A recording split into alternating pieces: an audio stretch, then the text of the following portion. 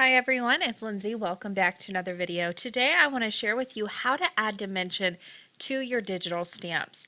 I will be using this digital stamp set from Joy Claire Stamps. I designed it. For full disclosure, it's called Potted Succulents. Now this technique will work with any of the stamps you see here. So when you print off your sheet, you can make 4 different cards using the same exact layout and technique that I'm using here. But I'm going to go ahead and use just this little succulent down there in the square planter.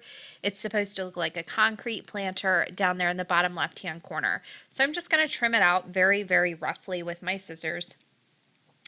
And then it's time to cut it up. So whenever you print out your digital stamps, you probably think you should leave them all together, and that's fine. You can do that. But I'm just going to chop this right in half, right where the plant meets that planter. It's a straight line, so it's super easy to just chop it in half. Then, for very, very quick coloring, one of my favorite way to color is with my distress inks or any kind of ink pad you have on hand.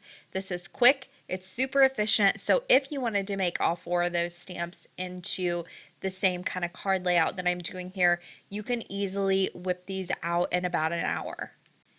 So for the concrete planter, I used some pumice stone. And then for my little plant here, I'm using crushed olive for the lighter green, and then for the darker green, peeled paint. So I'm keeping that darker green towards the center, and then on the edges of the leaves, I'll be adding that crushed olive for some brightness. You can switch back and forth between these colors until you get the perfect blend.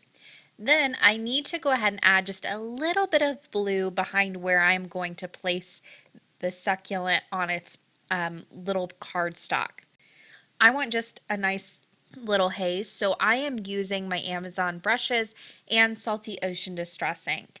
Then, before I put everything together, I want to finish one more element of this card, which is my card base, and I am going to add a little bit of stenciling to that. You can leave it plain, that's great, but I just like to add a little bit of something. So I am going to use some fired brick distress ink and this brick stencil. This is one of my favorite stencils to use. It's just so simple. It goes with any design, and I just love this sort of look with the succulent and the concrete planter. So I'm starting in the center and going lighter as I go towards the edges. I love to do this on a ton of different cards. It just adds that little something extra. And because the center of this will be covered with that mat that I have off to the right hand side, I went ahead and just used my mini ink blending tools since I didn't need a completely perfect seamless blend with that. Now, one final touch that I'm going to do is over all of my fussy cut lines, I am going to run a black marker. This just makes everything look nice and neat. It's going to clean up any mistakes I had and just give this a really nice finished look when I put everything together.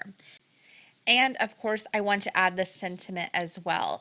I will be using that whale set off to the left-hand side, and I just chose the very simple hello there to stamp down in the bottom right-hand corner for a very, very simple sentiment. Any sentiment will work for this. I just like to keep it simple. Now comes the dimension and putting everything together. So what I'm going to do is add first the leaves of the succulent plant onto my panel that I did the blue ink blending onto. This piece I want to glue down directly onto that panel with liquid adhesive. Then, to make this more of a 3-dimensional or add that dimension back into this to make it look more realistic, I'm going to pop up the planter with a little bit of dimensional adhesive. That's just going to add dimension and interest to this very, very simple card and give this a more realistic look. So whenever you think of your digital stamps, don't just think of them as one dimension flat on paper. Cut them up, play around with the placement of them, and add some dimension behind some of them, glue some of them flat. It's a really great way to stretch those really versatile digital stamps even further and make them look bring them up to their fullest potential and make them look even better. So finally, I went ahead and matted that white cardstock panel with a craft panel and then attach that to the card base with some more dimensional adhesive to finish off this very, very simple card. I hope you guys enjoyed this short little video. That is going to do it for me today. If you're interested in any of the supplies I use, they're listed down in the description box below. Thanks for watching, everyone, and happy crafting.